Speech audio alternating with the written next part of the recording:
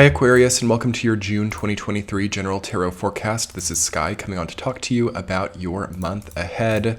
I'm very enthusiastic about this month, Aquarius. I hope that you are as well. We have a lot of activation for you this month. In this reading, I will be doing some intuitive messages for your sign, for all Aquarius, Sun, Moon, Rising, and Stellium. I will also be doing some week-to-week tarot forecasts and an extended reading, which will be linked below on Patreon. So let's talk about you, Aquarius. Let's talk about the graceful, incredible energy coming in for you all. Okay, so first off, I made a video called New 2023 Insights, Moving with Grace, Justice, and Wellness, which will also be good for you all to watch if you haven't seen. But it's a lot of that, okay? So honoring yourself, doing yourself a justice, accepting a more graceful lifestyle that can be done more tactfully, can sort of allow you and your family to prosper more while not sacrificing or delaying too much gratification. So these new levels of balance is what we need during this time. So basically, I'm feeling that most Aquarians can basically do whatever it takes to start to invoke this balance and this temperance. So the temperance card is not in your reading, but I do feel it to be the main archetype of June 2023. And I feel that you have to really reduce and decrease some things in your life, but then you're one of the signs that also has to do a major increase at the same time. So it's like a major kind of rebudgeting or rebalancing of your time, money, and energy. And it is full of new beginnings and new horizons. I just love seeing the Fool, the Three of Wands, the Knight of Wands, Queen of Wands coming in. Those are so good. All of the cards in your reading I like, honestly, in this context. There's nothing that's too dark or too dreary, so try to not make this a shadowy period of time or a period of time where it's like, oh my gosh, it's so hard for me to leave behind that job I hated so much. It's so hard for me to have a breakup with that really abusive, narcissistic person. This is something we need to really get past as a human kind, okay? Is like the breakup always being sad, or the loss of the job or being fired always being sad or bad or hard, or the moving process always being like scary, okay? Ever since like the 2010s decade, we've had a totally like a sort of inversion where it's like, thank God I got fired, thank God that fell through, thank God I'm single again, okay? So like we can really have the best of both worlds here. Either we have a good relationship that works and is healthy enough, or it ends and we get another chance, or we get to learn about ourselves more. And you guys could have that, Aquarius. There could be breakups this month. There could be loss of job. There could be all kinds of losses, but they're only like 10x multipliers in your life.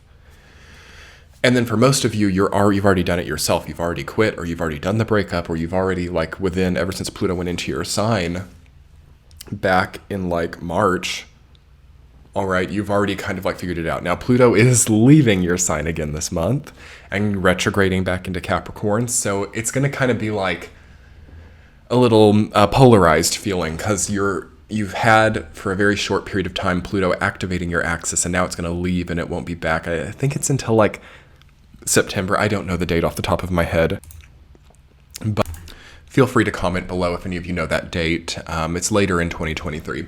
It could even be quite a bit later. I don't remember. But the point is that you have time to understand the next phase. You have time to experiment here.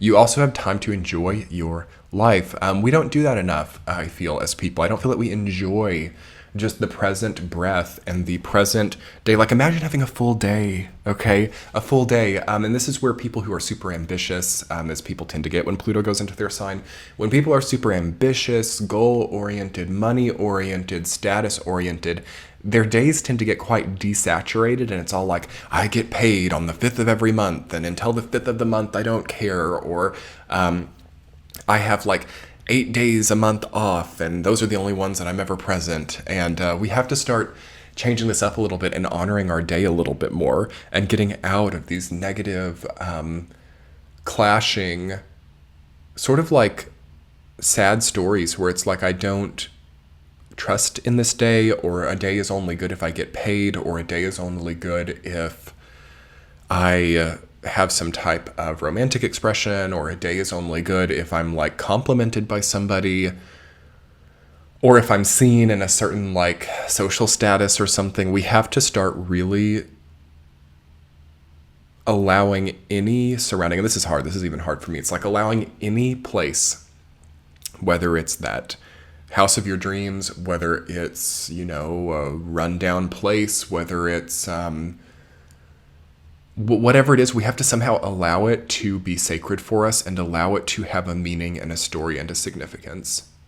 Because through finding the grace, joy, justice, wellness in whichever surrounding we're in, we're not that karmically tied to it, and we have a greater flexibility.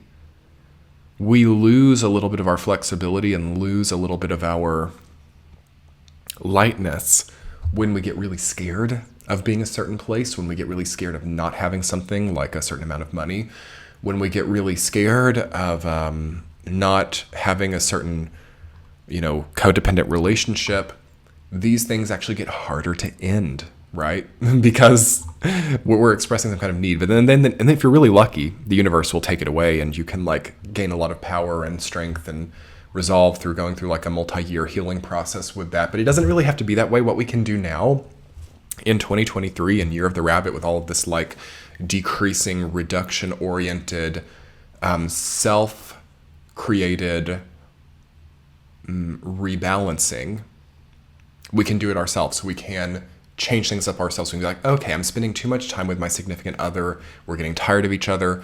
Maybe we can start like doing our own things, sometimes in different rooms of the house. Maybe we can also like do things apart sometimes. And sometimes distance makes the heart grow fonder. I'm seeing that like couples or people in relationships may have to start doing things on their own more to like not get like too like unified actually, or too separate from their own causes, because yes, people have separate bodies and people have separate needs, and sometimes when you're in like a romantic relationship and it's so codependent, or it's so like you're around this person all the time, it starts to like create one entity. So like the relationship bond or the energy that's like pulling you two together starts to become the dominant thing. But the thing is that's like neither you nor them. So you're like growing something that's like ethereal and real, and that can be beneficial, and that works. That's kind of like the energy of marriage, right? Like the marriage becoming an entity of its own.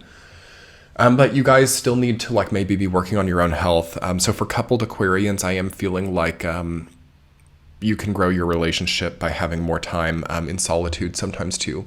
Anyway, Aquarius, let's talk about this week to week. I went off there on relationships. Okay, week 1, you have the 5 of Wands rooted down by the Lovers. Okay, you are, there's a very stark crossroads coming up for you in the first week, and maybe you have like partners or collaborators or people kind of like arguing about which direction to go with things. So if you own a business, you might be like, okay, do we go like the social media route, or do we go like the localized community route? Can we do both? Like there's a lot of feelings about like, how do we connect to people? How do we grow? Also like competitive sport for some of you as well. Competitive business, competitive sport, competitive, very, very competitive energy coming up for you all. So I would recommend channeling that in a positive way. Otherwise you could be having like arguments, or you could be seeing that comes up with people that you don't need it to. Also, this is so good. Stop arguing with people that you can't convince anything of. Stop, especially like with your family, with your parents, with people that it never makes sense to really argue with. It just goes on and on. It just stains the relationship. It blurs things out. Try to channel this energy somewhere else, okay? Maybe go to law school. I don't know, like do something where like arguing or deliberating or like anything that has a lot of like back and forth. Okay, we can't come to a decision. We can't like, we're constantly kind of appealing things, or we're constantly kind of like never letting things rest. Okay, if you have anything that's like restless or unrelenting, try to know where that's appropriate and where that's not, because you can, with Pluto in your sign, you can't forget, like you get a lot more powerful, and you for better or worse, can sometimes be overbearing or intimidating, or really wear people out as well. And of course, Pluto won't be back in your sign for a while after this month, but it's maybe something to think about, knowing that it's been there and that it's going to return. Second week of June, you have the Queen of Wands rooted down by 9 of Pentacles. Beautiful.